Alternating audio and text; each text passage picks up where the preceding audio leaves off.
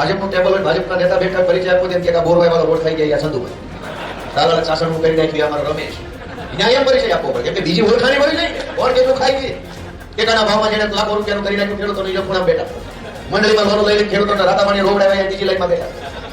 એને એમ કેવું પડે ગયા વર્ષે 2025ના એપ્રિલમાં આસામની સરકારે કેબિનેટમાં ઠરાવ કર્યો, નિર્ણય કર્યો અને કેન્દ્ર સરકારને મોકલી દીધો કે અમારા રાજ્યમાં અમે ઇકોઝોન લગાવવા માંગતા નથી અને ભારત સરકારે આસામનો ઇકોઝોન હટાવી દીધો.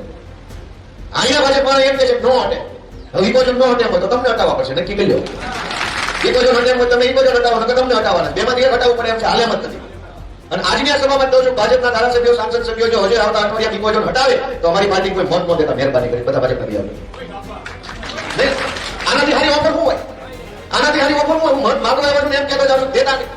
પણ મને કેવડો વિશ્વાસ છે કે એકેથી કાંઈ થાય એમ નથી, પાપડી ભાગે એમ નથી, બધા અહીંયા હોશિયારી કરે. ગાંધીનગર જાય અને ત્યાં ભાજપના જે કઈ મંત્રી સત્રી લેવલના કઈ રખડતા હોય એની યાર ફોટો પડાવે, આમ કરે ફોટો પડાવ્યા પછી ફેસબુક પર મૂકી લખે આજ રોજ ગાંધીનગર જઈ સરકારના ઠેકડા પૂછડા ફલાણા મંત્રીને રૂબરૂ મળી આપણે આકોલવાડી વિસ્તારના ખેડૂતોના પ્રશ્નો બાબતે વિસ્તૃત ચર્ચા કરી. અડધી મિનિટ ઉભો રહેવા દીધો હોય ને, ફોટો પડે નીકળ રવાના. હાલ ફેસબુકમાં અવળી પોસ્ટ મૂકે આકોલવાડીના પ્રશ્નો બાબતે વિસ્તૃત ચા નો પીવડાવી. મારી નજર સામે દાખલા છે, તોય પાછા તે વિસ્તૃત ચર્ચા કરી. નરેન્દ્રભાઈ આવ્યા પછી કે ગામડે ગામડે ખેડૂતોના ઘરે એસી લાગ્યા, એસી ખાલી મૂકી ગયા. અમને એમ કીધું અને કે તમારા વિમત ઉભા થઈ કેમ નથી એસી? સારું કેવું કેમ? પણ એને કોણ એવું કે એસી ક્યાં તમારા બાપાએ લઈ દીધા છે? એ તો પરસેવા પાડી લીધા છે, પરસેવો હુકવવા હાટો ખેતરો પરસેવો પાડીએ ત્યાર ઘરે એસી આવે. હવે તમે તમારા પૈસાના એસી લીધા, તમારી મહેનતથી એસી લીધા, એની નરેન્દ્ર મોદીની ઉપલબ્ધિ વિધાનસભાની અંદર કૃષિ મંત્રી ઓફિશિયલ ગણાવ્યો. તમે કઈ નરેન્દ્ર મોદીની ઉપલબ્ધિ છે તમારી છે?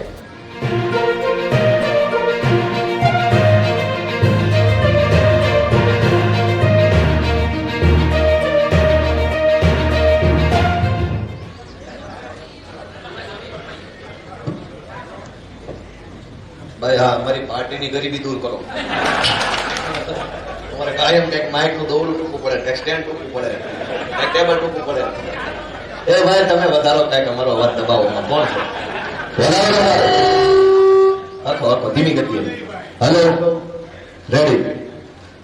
ભારત માતા કી વાહ ભાઈ વાહ. આકોલવાડી ગામના સૌ ગામજનો, ખેડૂતો, આગેવાનો, વડીલો, વેપારીઓ, ખેતી મજૂરી કરતા માણસો, ગામની બજારમાં નાનો મોટો કામકાજ કરી અને આ ગામને આગળ લઈ આવવાની સતત મહેનત કરતા સૌ નાગરિકો, બહેનો, પોલીસવાળા ભાઈઓ, અમારા કેમેરાવાળા, બધાનો હૃદયપૂર્વક પહેલા તો ખૂબ ખૂબ આભાર કે તમે આટલા ધોમ ધબકા તડકામાં અહીંયાથી મોટી સંખ્યામાં આવ્યા છો. આપણા સૌના લોકપ્રિય નેતા કે જેમણે 108 દિવસ સુધી જેલમાં રહ્યા અને લોઢાના થઈને બહાર આવ્યા એવા ભાઈ શ્રી પ્રવીણભાઈ રામ. એમાં જેલમાં છે ને હારા ભામરોટા નાખી જાય છે, કઈ હેલું નથી. એ કઈ બધા થોડા પ્રવીણભાઈ રામ હોય. હાજર થઈને આવ્યા તનથી અને મનથી. અને 2015 થી ઇકોઝોન બાબતે જાગૃતિ ફેલાવી લડાઈ લડવાનું કામ કરે છે. તે દિવસે તો અમને કઈ ખબર નહોતી. હું તો પાછું આમ ભાવનગર, અમારે ત્યાં કઈ ઇકોઝોન હોય નહીં, જંગલ જ નથી, ઇકોઝોન ક્યાં લાવવા. પણ પ્રવીણભાઈને એ વખતે એટલી માહિતી હતી કે આ બહુ નુકસાન વાળું છે.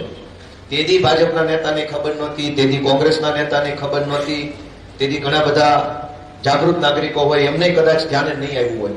પણ પ્રવીણભાઈના ધ્યાને એ વખતથી આવ્યું. રેલીઓ કાઢી, સભાઓ કરી અને ત્યારથી લઈને 8 દિવસ સુધી સતત એમણે પ્રયત્ન કર્યો છે કે આ ગીર પંથકની જે મજા છે, સુંદરતા છે, એ જળવાઈ રહેવી જોઈએ. અને એવા જ અમારા બાહોશ આગેવાન ભાઈ શ્રી દેવેન્દ્રભાઈ સોલંકી, એમણે ગઈકાલે જે કામ કર્યું લગભગ બધાએ જોયું હશે. જોયું કે નહીં? દેવેન્દ્રભાઈએ જે મર્દાનગી વાળું કામ કરી બતાવ્યું છે, મને એવું લાગે 60% ચૂંટણીથી કાલ જ જીતી ગયા. ઉમેદવારને બચાવી લીધો. ભાજપની આખી ગુંડાઓની ટોળકી પાછળ પડી હતી. કયું કામ છે? ગોરખમંડી. એના ઉમેદવારનું ફોર્મ પાછું ખેંચવા માટે ગુંડા મોકલ્યા અને દેવેન્દ્રભાઈ ફોર્મ પાછું ન ખેંચાય એના માટે મહેનત કરી. હિન્દી ફિલ્મમાં ગુંડા અને હીરોનો જે આખી હામહાની હવાહદી બોલતો ને એના કરતા વધારે હવાહદી કાલ બોલી. હિન્દી ફિલ્મ જેવો સીન થઈ ગયો. ગાડીઓ આમ દોડે, માણસો આમ દોડે, કેમેરા વાળા. ધન્યવાદ છે અમારા દેવેન્દ્રભાઈ સોલંકી ને. ઉમેદવાર ક્યાં ગયા છે? ટકી ગયા. તમને ભાઈ ખૂબ ખૂબ શુભેચ્છાઓ. તમને ભાઈ જોરદાર તાળીઓ બજાવો. ઘઉં વેચવા જાવ તો 400 રૂપિયા આવતા નથી. મગફળી વેચવા જાવ તો ભાવ આવે નહીં, કેરીમાં વણ તો નુકસાન ગયું છે માવઠાના કારણે, પણ ચૂંટણી ફોર્મ ભરો તો ભાવ બહુ આવે છે. મોલાજ નો ભાવ ન આવે, પણ જેવું હામું ફોર્મ ભરો તો તાલાલાથી 50 ભાજપના ગુંડા આવે, પાછું ખેંચી લેવાના 5 લાખ 1.5 લાખ 2 લાખ, જેવો માણસ જેવી ગરજ. ગઈકાલે રાત્રે હું હતો અજાબ ગામમાં, બોલી આવતી હતી ફોર્મ પાછું ખેંચાઈ લેવાની. જિલ્લા પંચાયતના સભ્યને આખા ગામને ખબર છે, 25 લાખથી ચાલુ કર્યું, 51 લાખ સુધીની બોલી બોલાની, ફોર્મ પાછું ખેંચવાનું. મોલાજ નો ભાવ ન આવે. ગરીબ માણસને કઈક દવાખાનામાં જરૂર પડે તો પૈસા સરકાર ન આપે. ખેતી મજૂરી કરતા માણસને કઈક મકાનનું છાપરું સારું બનાવવું હોય તો ધક્કા ખાઈ મરી જાય, પણ સારું નળિયા વાળું મકાન સરકાર ન બનાવી દે. જેવું ચૂંટણીમાં સામું ફોર્મ ભરો 5 લાખ 10 લાખ 12 લાખ 15 લાખ, તમે બધા વિચારો કે વ્યાજબી છે ખરું? અને અવળી મોટી લોભ લાલચ અને ડર હોવા છતાંય જેને હિંમત સાથે આમ આદમી પાર્ટીને ટેકો આપ્યો, આમ આદમી પાર્ટી સાથે ટકી રહ્યા મારા ભાઈને ખૂબ ખૂબ મોટો આભાર વ્યક્ત કરું. અને એક પ્રવીણભાઈ તો હતા જ તાલાળા, બીજા આવ્યા, 2 થયા છે, એટલે મજબૂત કહેવાય. પ્રવીણભાઈ ઠુમર આપણા ઉમેદવાર, એમને પણ હું ખૂબ ખૂબ શુભેચ્છા પાઠવું છું. વિપુલભાઈ તો સહેજ આપણો આંબો ક્યાં ગયા બોરવાના, જોજો હો બાપા, આમાં ન કરતા ન કરો. વિપુલભાઈ તાલુકા પંચાયત પેટા ચૂંટણી જીત્યા અને હવે એમનું સારી કામગીરીની નોંધ લઈ પાર્ટી એમને જિલ્લા પંચાયતની ઉમેદવારી આપી છે. અને સૌથી હજરમાં આપણા મનીષભાઈ, ક્યાંય તમારે ઉપાધિ જ નહીં, સસડા થયું જાય.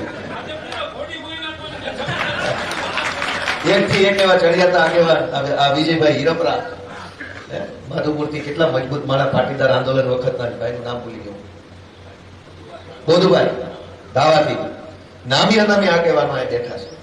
પણ એની મજા જુઓ કે અહીં જે કઈ બેઠા છે એનો હું પરિચય તમને આપું તો હું એમ કહીએ તો વિજયભાઈ આપણે પાટીદાર આંદોલનમાં બહુ કામ કરતા હતા, વિપુલભાઈ આપણે આમ કામ કરતા હતા, પ્રવીણભાઈ આમ કામ કરતા હતા. આ લોકોનો પરિચય આપવામાં તે અમારે ગર્વથી કહી શકીએ એવું છે. હવે ભાજપનું ટેબલ હોય, ભાજપના નેતા બેઠા પરિચય આપવો છે કે આ બોરવાઈ વાળો રોડ ખાઈ ગયા ચંદુભાઈ, તાલાળા સાસણનું કરી નાખ્યું અમારો રમેશ, ત્યાં એમ પરિચય આપવો પડે, કેમ કે બીજી ઓળખાણી મળી જાય ને, કોણ કેટલું ખાઈ ગઈ. ટેકાના ભાવમાં જેને લાખો રૂપિયાનું કરી નાખ્યું ખેડૂતોને એ ખૂણામાં બેઠા, મંડળીમાં લોનો લઈ લઈને ખેડૂતોને રાતામાણી રોવડાવ્યા બીજી લાઈનમાં બેઠા. એને એમ કેવું પડે, વાત સાચી છે ખોટી છે? અમારે એમ કેવું પડે કે આ બધા કામ કરે એવા, કામમાં આવ્યા હોય એવા માણસો આમ આદમી પાર્ટી સાથે જોડાયેલા છે. અને એટલે અમે આશા રાખીએ કે તમે આશીર્વાદ આપો. દોસ્તો, મારે બહુ ખુશી સાથે જણાવવું છે કે વિસાવદર, ભેસાણ અને જુનાગઢ તાલુકાના સૌ અમારા ખેડૂતોએ મને મત આપ્યો, આશીર્વાદ આપ્યા પછી, ધારાસભ્ય બન્યા પછી સૌથી પહેલો મુદ્દો, જિંદગીમાં હું પહેલી વાર મુખ્યમંત્રીને રૂબરૂ મળ્યો ત્યારે પહેલો મુદ્દો મેં એની સામે 4 પાનાનો લેટર પેડ ધારાસભ્યનો લખ્યો, ઇકોઝોન વિશે લખીને મુખ્યમંત્રીના મોઢા ઉપર આપ્યો, લ્યો આ વાંચો ઇકોઝોનનો મુદ્દો. ધારાસભ્ય બન્યા પછી પહેલું કાગળ ઇકોઝોનનું લખ્યું ને પહેલું કાગળ પહેલી વખત મુખ્યમંત્રીને આપ્યું ત્યારે મેં એને મોઢે મોઢ, વિસાવદરની ચૂંટણી પહેલા હું આવ્યો હતો, બોરવાવામાં બધે ધાવામાં બધે, તેથી ધારાસભ્ય નહોતો, તેથી આપણે કહેતા વિરોધ કરશું, લડાઈ લડશું. વિસાવદરથી આશીર્વાદ મળ્યા તો મુખ્યમંત્રીને સામે બેસવાની તક મળી. મેં એને મોઢે મોઢ કીધું. તે દિવસે મને યાદ છે કે હું પ્રવીણભાઈ બધે સભા કરતા હતા, ગીરગઢડામાં સભા થઈ હતી, વિસાવદરમાં થઈ હતી, મોટી મોણપરીમાં, કાલસારીમાં થઈ હતી, હળમતિયામાં થઈ હતી, બધે સભા થઈ હતી.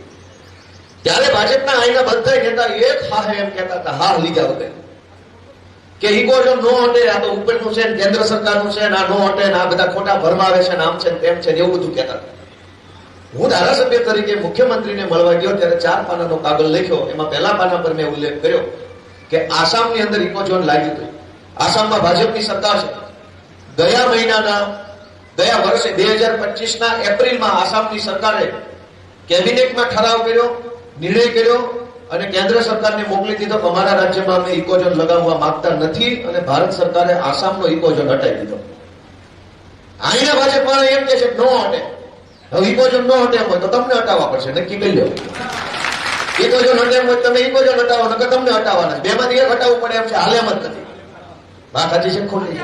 કા ઇકોઝોન હટે કા ભાજપ હટે, નક્કી તમે કરો. જો ઇકોઝોન હટી જાય તમને મત ન દેતા. હું હજુ કહું છું, મત માંગવા આવ્યો છું.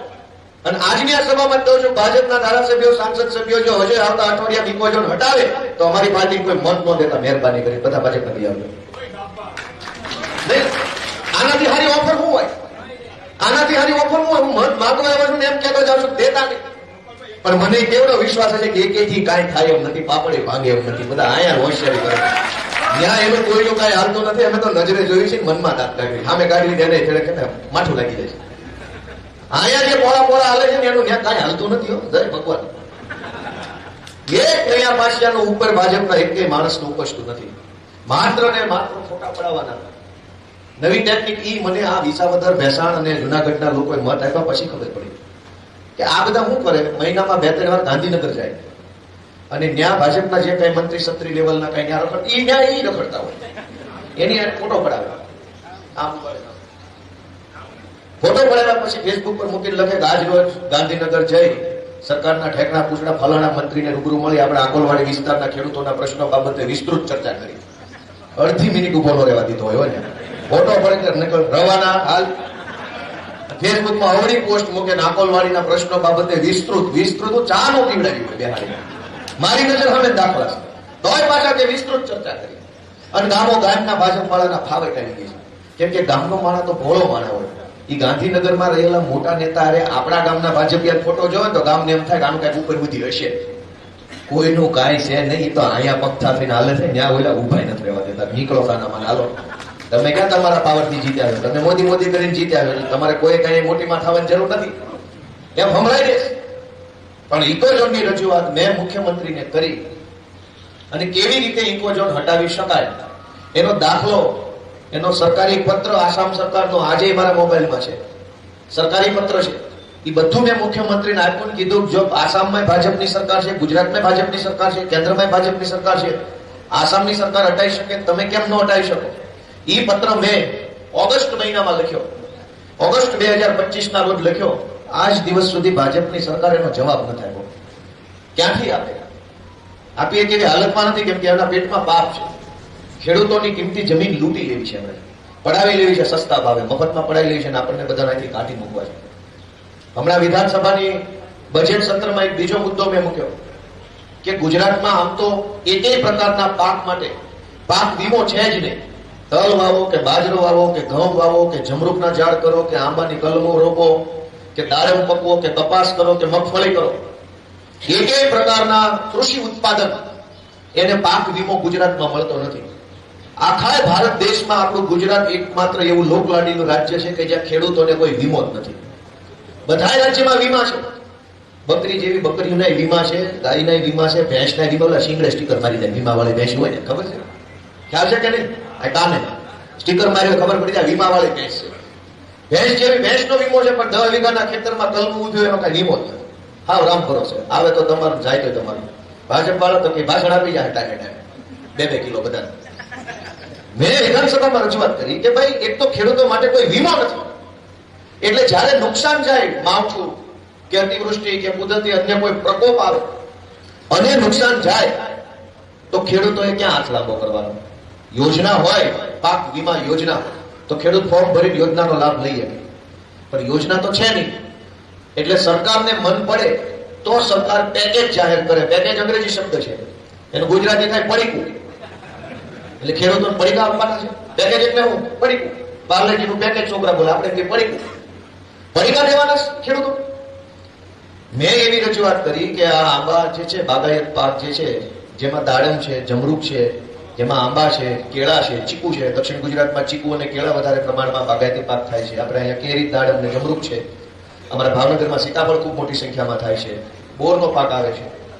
તો આ પાકમાં નુકસાની થાય તો એનું કઈક વળતર હોવું જોઈએ કે ન હોવું જોઈએ? હવે આ રજૂઆત મેં વિધાનસભામાં કરી. ભાજપના ધારાસભ્ય ન મજાય કે ભાઈ તું અમારા વિસ્તારનું ક્યાં વહીવટ? અરે ભાઈ અમારો તમારો અહીંયા કાતરમાં દીધી છે કાપી તારું નાનું. બધા ગુજરાતના, તમે ગુજરાતના, હું ગુજરાતનો ધારાસભ્ય છીએ. તમને ઈશ્વર જે મતી આપે તમે બોલો, મને જે મતી આપે હું બોલું.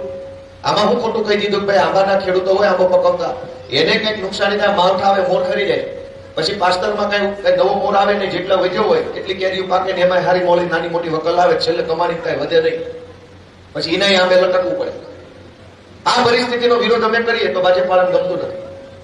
મેં આપણા મત વિસ્તારના જુનાગઢ જિલ્લો, ગીર સોમનાથ અને કાઠિયાવાડને લગતા જેટલા પણ ખેડૂતોના મુદ્દા હતા એની અલગ અલગ દિવસોમાં અલગ અલગ તારીખ નક્કી થઈ હોય ત્યારે રજૂઆત કરી. હવે એક સૌથી મોટી દુઃખની બાબત શું હતી એ હું તમને કહું. મેં કાંટાના તારની વાળની યોજના જે છે એની રજૂઆત કૃષિ મંત્રીને કરી, કૃષિ નિયામકને કરી. મેં એને એમ સમજાવ્યું કે ભાઈ તમે કાંટાના તારની વાળની યોજના લાવ્યા તો બોટાદ આખામાં ક્યાંય જંગલ નથી, ભાવનગરના 70% વિસ્તારમાં ક્યાંય જંગલ હટતું નથી, પણ અમારે વિસાવદરમાં, ભેસાણમાં, ગીર સોમનાથમાં, ઉના, ગીર ગઢડા, ધારી, બગસરાની ચારેય બાજુ જંગલ છે. તો જંગલ હોય ને વધારે વન્ય પ્રાણીનો ત્રાસ હોય. બોટાદમાં હોય તો બહુ તો રોજડા હોય તો હોય, નકર નોય હોય. મારા પોતાના વતનમાં ક્યાંય રોજડા છે નહીં, ભૂંડળાય નથી. જંગલી ત્રાસના નામે મારા વતનનું જે ગામ છે એ વિસ્તારમાં કઈ છે જ નહીં, કેમ કે એવું કઈ ઝાડી ઝાંખરા વાળો વિસ્તાર જ નથી. અહીંયા ચારે બાજુ જંગલ છે તો પહોળાય આવતા હોય, રોજડાય આવતા હોય, ભૂંડળાય આવતા હોય, દીપડાય આવતા હોય, એની વાહે બીજાય આવતા હોય, બધું આવતું હોય. તો અહીંયા એ યોજનાનો લાભમાં સબસિડી વધારે આપવી જોઈએ. 10 ખેડૂતોનું જે સર્કલ બનાવીને પછી જે યોજના આપો એના બદલે એક ખેડૂત જે માંગે એને આપવું જોઈએ. આવી બધી મેં રજૂઆત કરી. એક વખત મેં સહકારી મંડળીના કૌભાંડોની રજૂઆત કરી કે તમારા મંડળીમાં બેઠેલા ભાજપના માણસો ખેડૂતોનું લાખો રૂપિયાનું વર્ષે કરી નાખે છે, તમે કઈક મંડળીના વહીવટમાં સુધારો લાવો, પારદર્શકતા લાવો. એકવાર એવી રજૂઆત કરી. એકવાર આંબાના બગીચાને પાક વીમાનું રક્ષણ આપવાની રજૂઆત કરી. એક વખત મેં સાસણથી વિસાવદરથી છાસણના રોડની રજૂઆત કરી. અલગ અલગ મુદ્દાની અલગ અલગ દિવસે મેં રજૂઆત કરી. એ દરેક રજૂઆતનો મને એક જ જવાબ મળ્યો. એ બહુ દુઃખ ભર્યો જવાબ છે. કૃષિ મંત્રીએ મને વારંવાર એવું કીધું કે તમે ભાઈ ખેડૂતોના નામે રોદણા રોવો છો, ખેડૂતોને એટલું જ બધું દુઃખ હોય તો દર ચૂંટણીમાં અમને કેમ મત આપે છે, તમને કેમ નથી દેતા બહુ દુઃખી હોય. હવે કેવું હું આ વાત એને ઓફિશિયલી રેકોર્ડ ઉપર કીધી, લખાણ છે મારી પાસે. એને એમ કીધું ભાઈ બહુ ખેડૂતો દુઃખી હોય તો તમને કેમ નથી દેતા, કેમ અમને દેશે. હાલી હું નીકળ્યા છે કે ખેડૂતોના નામે. હવે મારે શું કહેવાનું કયો.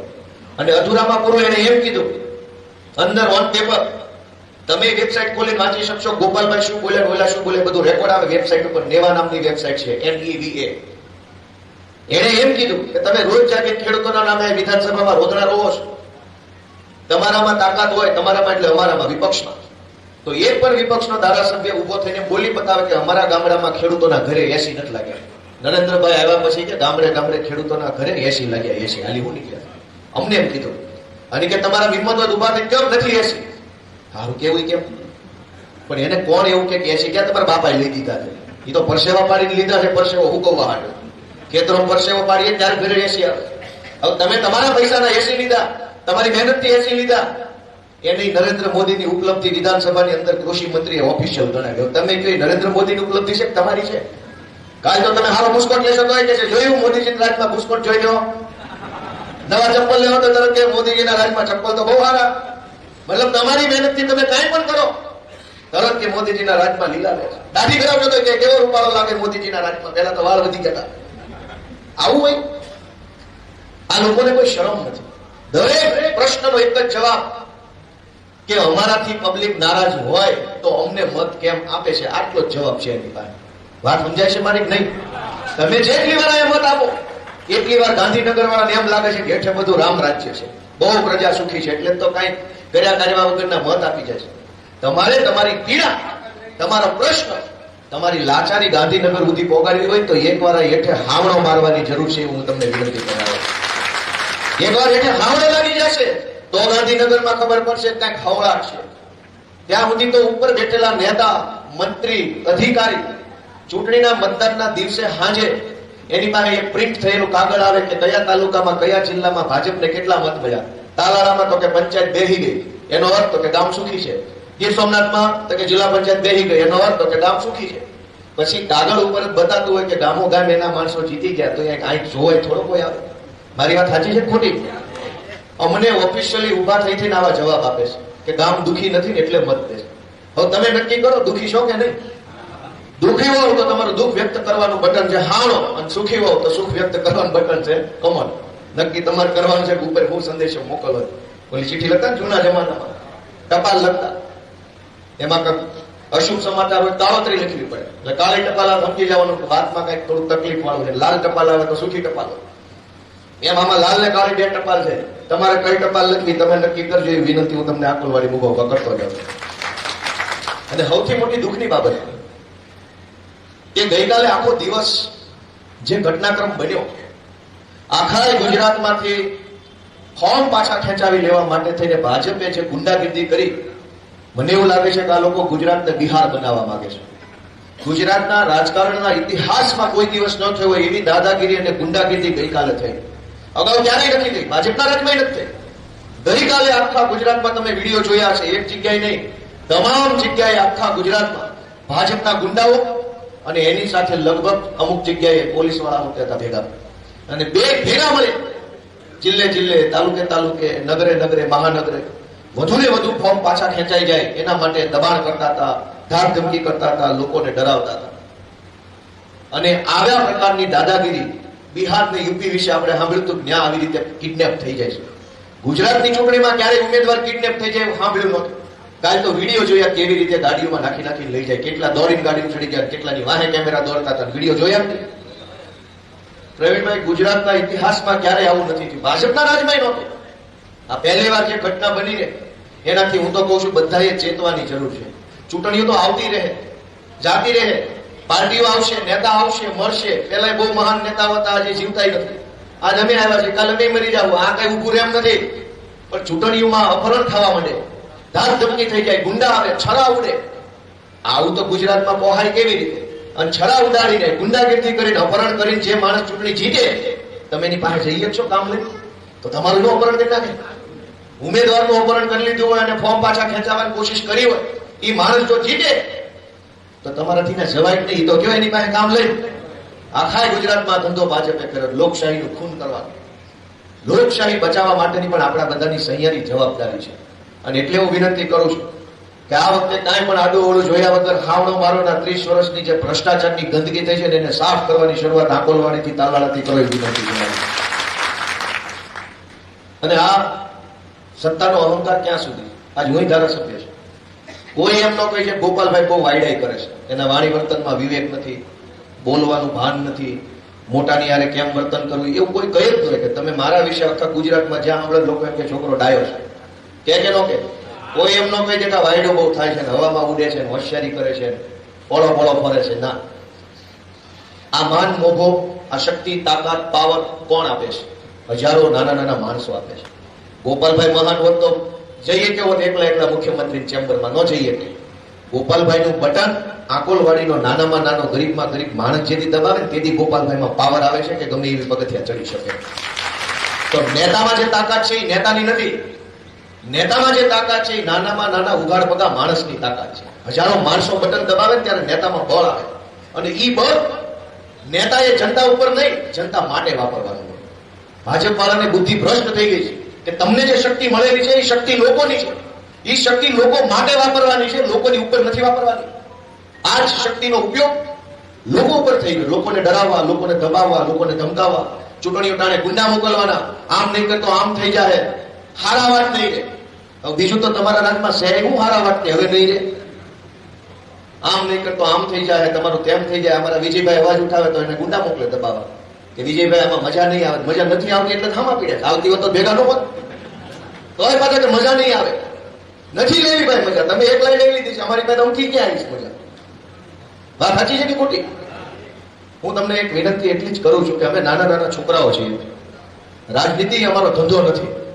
હું તો એ મજાનો કોન્સ્ટેબલ બની ગયો હતો, થોડું ઘણું ભણ્યો અમારા માની આશીર્વાદથી, ને થોડું ઘણું જે આવડતું તેમાં થઈ ગયો કોન્સ્ટેબલ. એ સિસોટીઓ મારતા જવાનો, દંડો પછાડતા જવાનો, જે દે લેતો જવાનો અને આગળ વધતું જવાનું.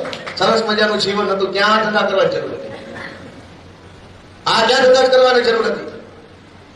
પણ રાજકારણમાં આવું હું કામ કર્યું? ભાજપના પાપે, ભાજપે સમાજને લૂંટ્યો, ગામડાના માણસને જીવવું મુશ્કેલ કરી દીધું, સુવિધા નહીં, વ્યવસ્થા નહીં, અને ઉપરથી દાદાગીરીનો કોઈ ભાગ. અને એવી પરિસ્થિતિ મેં જોઈ તો સરકારી નોકરી મૂકીને રાજકારણમાં આવવું પડ્યું.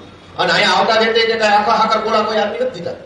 10 વર્ષથી વળ ખાવી છે, ધોકા ખાવી છે, ગાળું ખાવી છે. ત્યારે હમણાં વર પેલા વારો આવ્યો, 10 વર્ષ આમના વળ પ્રવીણભાઈ તો વારો બાકી છે.